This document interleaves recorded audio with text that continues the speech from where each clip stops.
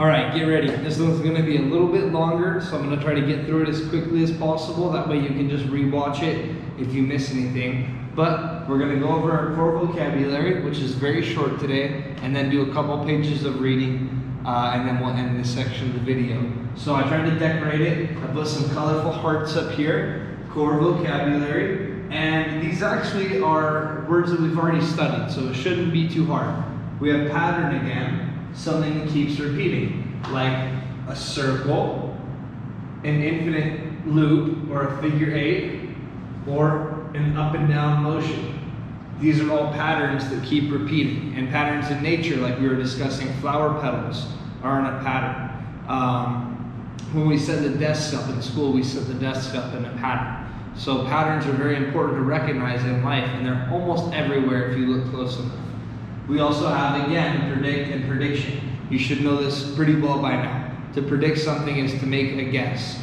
To say that something is expected to happen. So I drew this little picture of a puppy dog, and he's sitting there, and he's making a guess that his owner is running to him as fast as he can with a bowl of food, because he's a very hungry puppy dog, apparently. So his prediction is that my owner is coming to feed me. So to start off the reading for today, Investigating Forces, Unit 1, we're on Chapter 3, page 13. Predicting Patterns of Motion. Forces can get things moving. A force can also change the speed or direction of an object's motion. When regular forces help move an object up and down, side to side, back and forth, or in a zigzag motion, you may be able to notice a regular pattern of motion as a result. A child swings back and forth at a playground. Once the force of her muscles get her going, she stops applying muscle force and her motion becomes regular. She goes forward and backward. She goes up and down.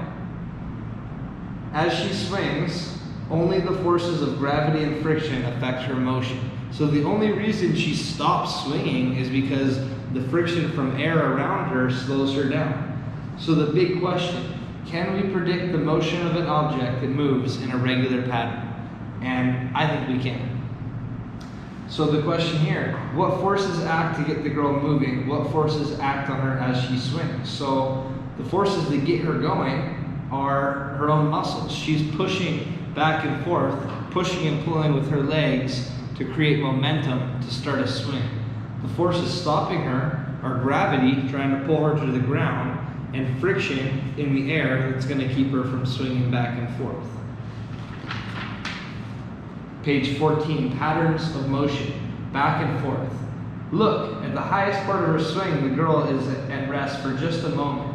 While she is still at the highest point, only one force, gravity, is acting on her. The force of gravity has slowed her down, and now her motion has stopped. What happens next? The force of Earth's gravity continues to pull her to the ground. Then she'll move backward and swing to another high point on the other side. She will come to a rest again. You could record data of her movements in a science notebook. You could use this data to show that all her motion repeats in the pattern if the same pushes and pulls continue.